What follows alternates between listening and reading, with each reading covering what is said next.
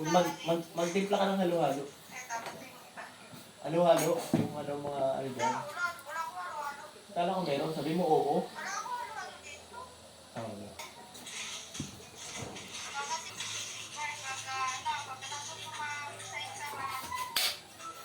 Magkano?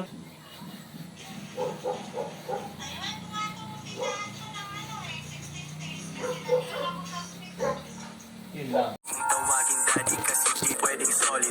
Balik ka doon iba't iba na colors ko kasama aking brothers. Hindi pwedeng mag-slow down. Tanda na ako sa billions kapag siya na ay nag-move. Sa akin ay maraming nagmam. Yellow mga go, kasi puro blue. Kita ko sa top, mas maganda ang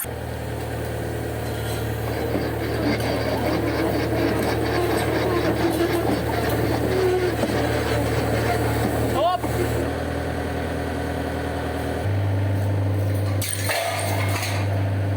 Na! Medyo mabilis, yay! Hop, hop, hop! Nakita mo? Mga puti.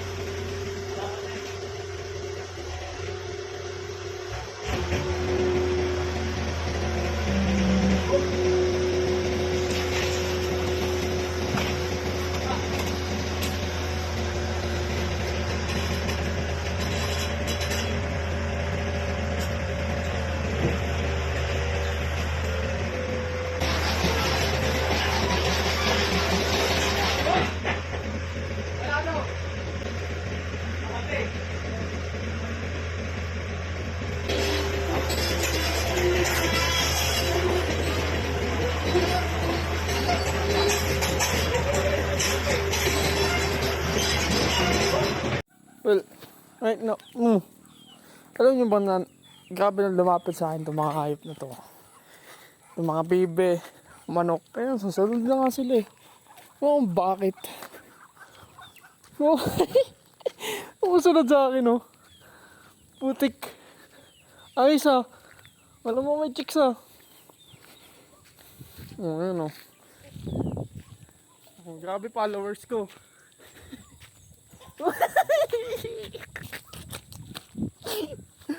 Oo, nakikita nyo. Ayun. Imbis na layuan kasi pwede silang katayin eh. Malapit. Eh, pwede ko lang naman to silang patayin oh. Tingnan, angas pa nitong isa oh. Oh.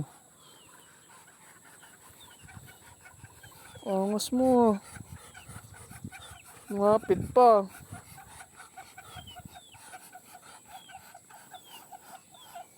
Oh. Angas nyo. Anyways.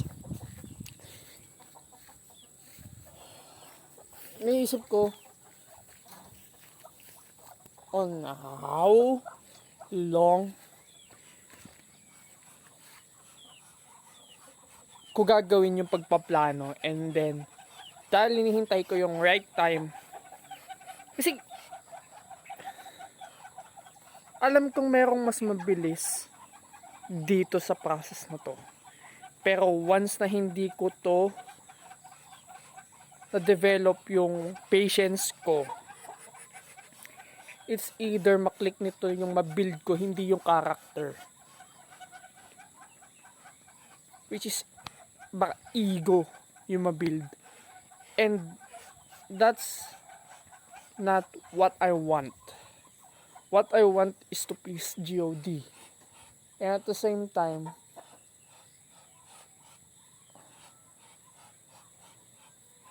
makuha ko yung tamang timpla na kung ano talaga yung para sa akin. Pero yeah, gusto ko ng pera, but the main thing here is that money is just a tool in order for me to get the freedom that I want.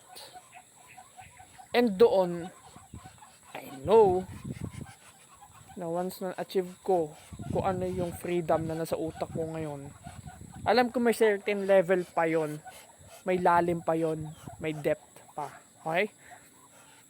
So, kailangan ko namnamin yung proseso para hindi ako masilaw kung ano man yung kayang ibigay sa akin ng mundong to. I need to make this energy na pure and at the same time naka-align ako sa kung ano yung gusto sa akin ibigay ni God.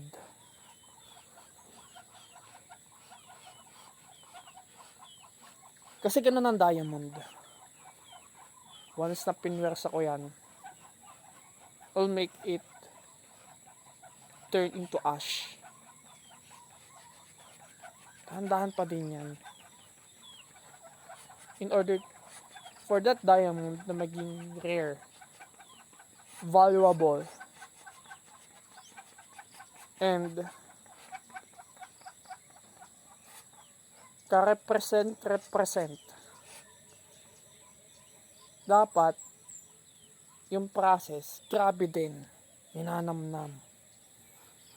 So ganun ko makita yung sarili ko. Yeah, that's it. Sa kulay na takdon